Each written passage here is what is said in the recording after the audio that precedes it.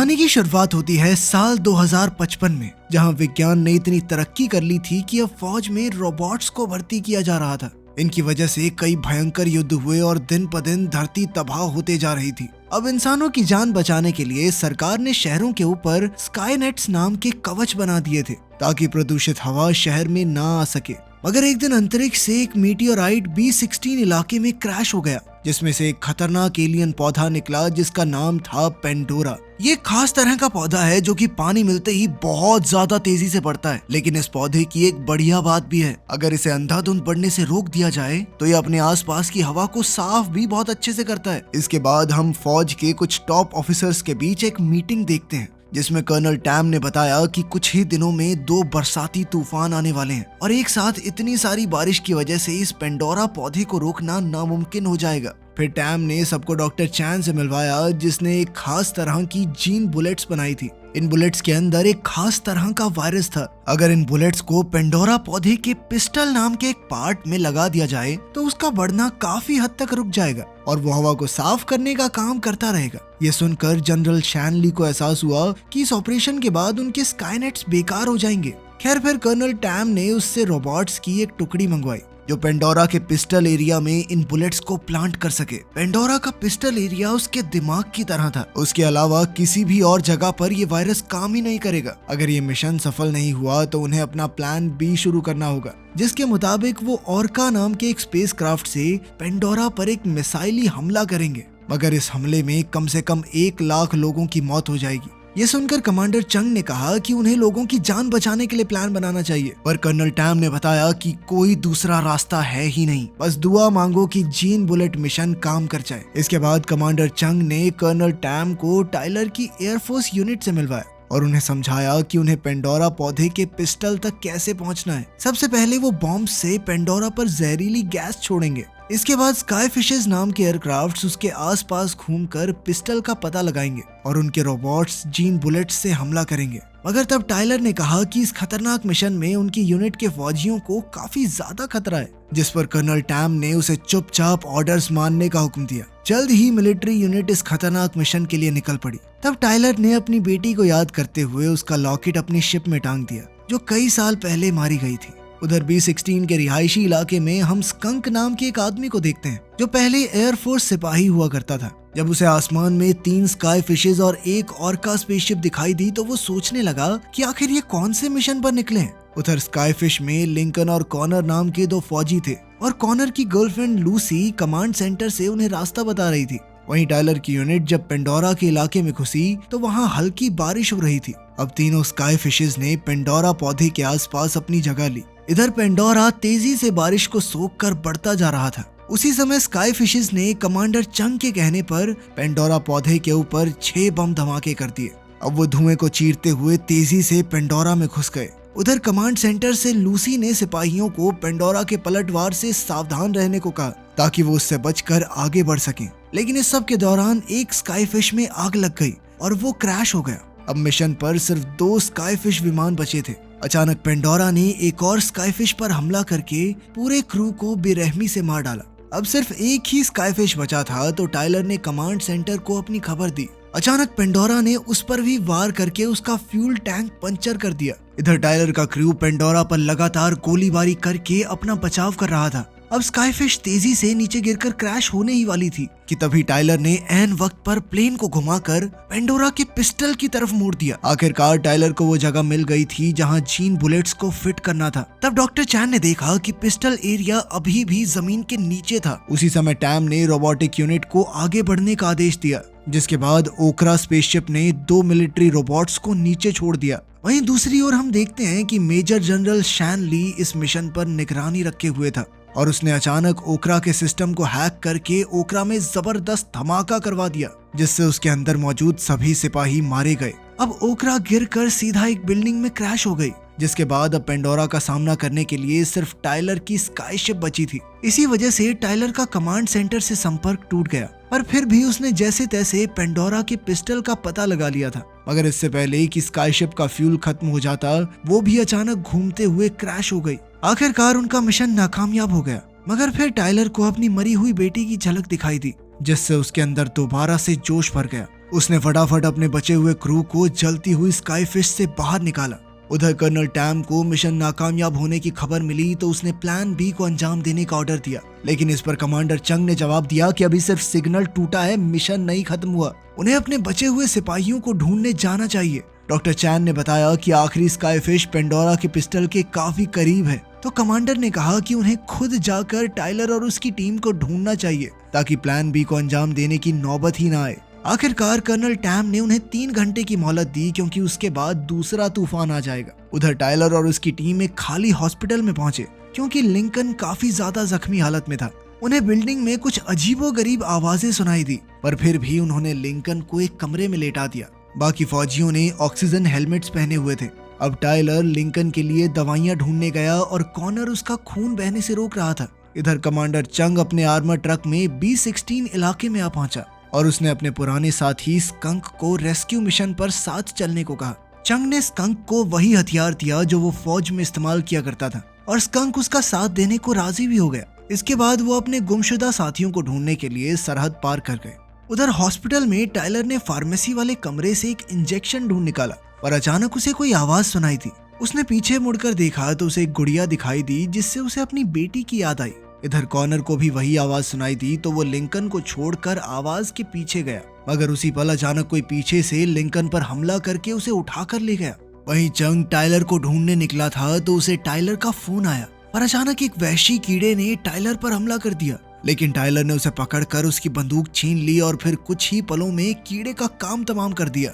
वहीं दूसरी ओर कॉनर ने देखा कि वैसा ही एक कीड़ा लिंकन को नोच नोच कर खा रहा था, तो वो अपनी जान बचाकर भागा। इसके बाद चंग ने कमांड सेंटर से बात करके टाइलर तक पहुंचने में मदद मांगी। फिर उसने अपना आर्मर सूट पहना और ट्रक का कंट्रोल स्कंक के हवाले कर दिया। वहीं दूसरी ओर कॉनर भागकर एक लाश के डिब्बे में छुप गया, और तभी उस वहशी कीड़े ने अपने बाकी साथियों को भी आवाज दे दी।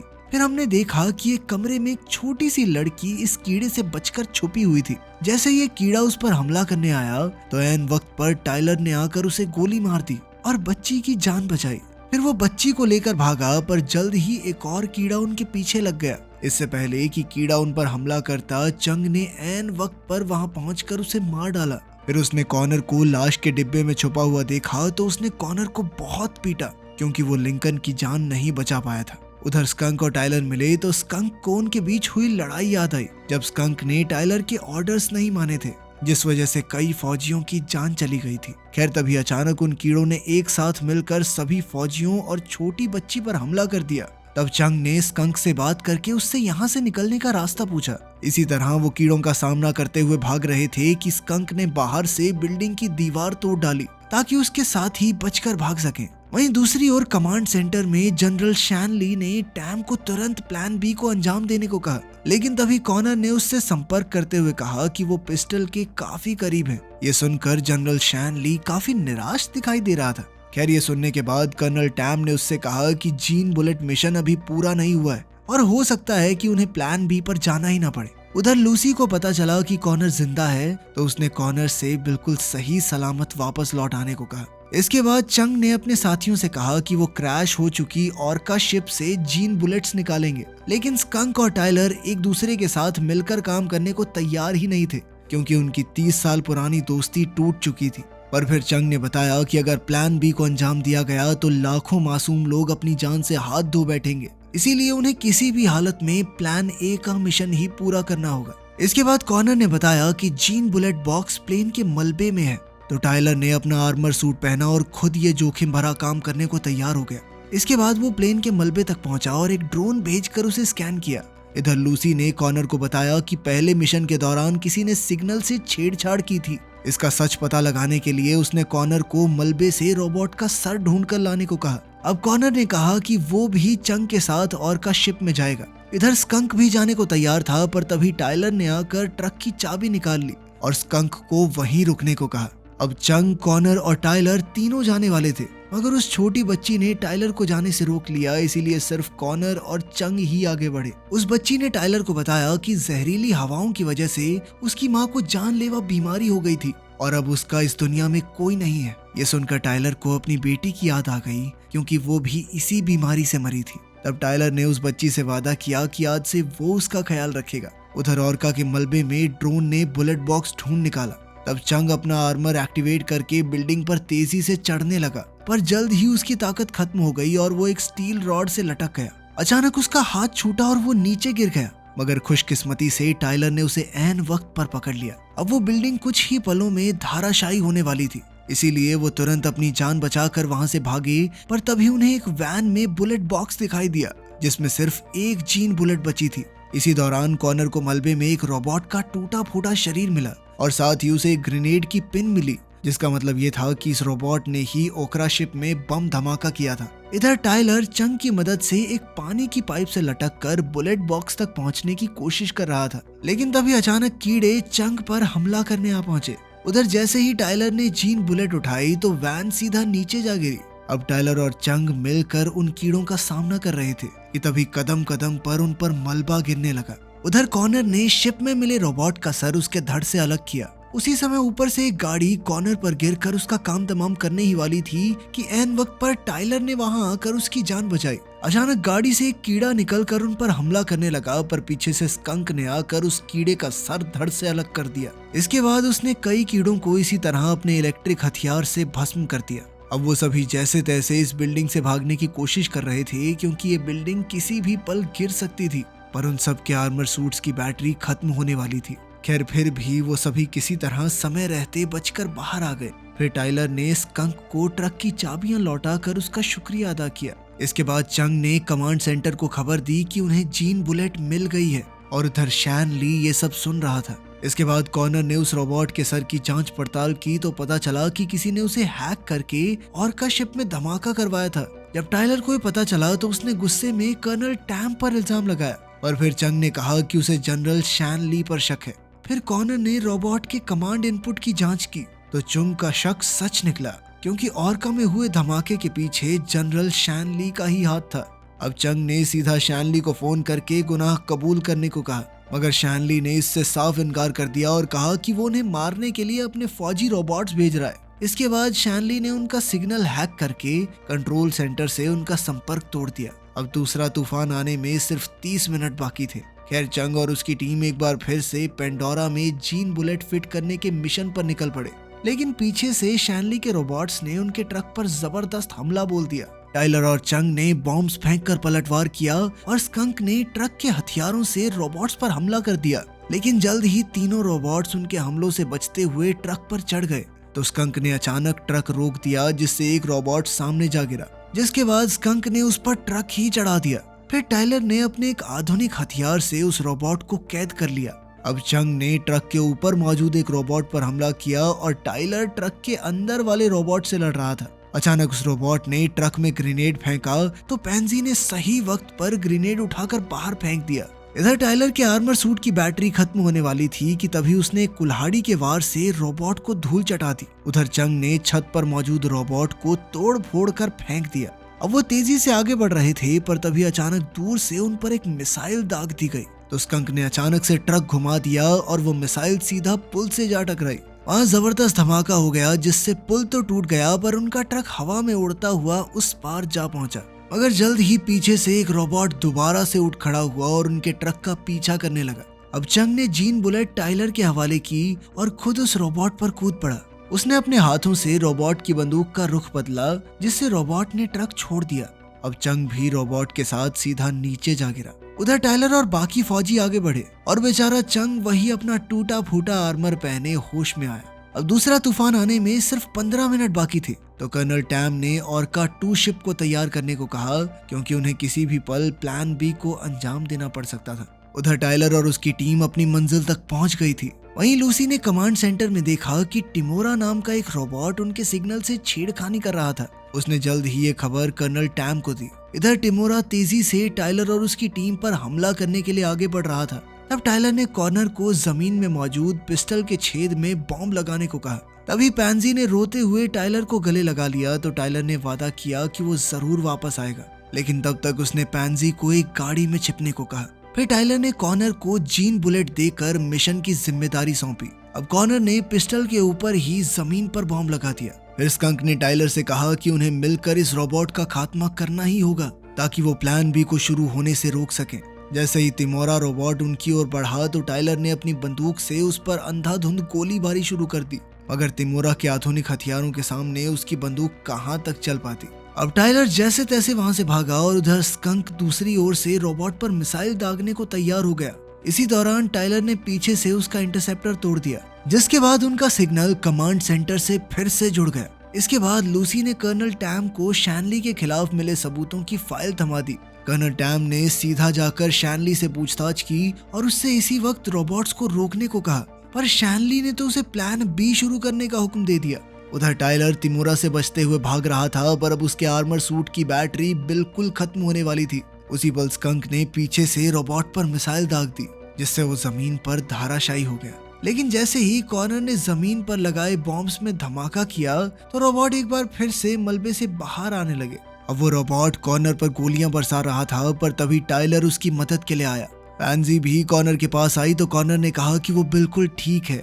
फिर टाइलर ने अपनी बची खुची शक्तियां और हथियारों के दम पर रोबोट का सामना किया, पर रोबोट ने उसके सर पर जोरदार मुक्का मारा, जिससे वो काफी जोर से जमीन पर जा गिरा। इसके बाद रोबोट ने उसे फिर से उठाया। अब वो पैंजी पर हमला करने ही वाला था कि टाइलर ने अपनी पूरी जी जान लगाकर उसे रोका।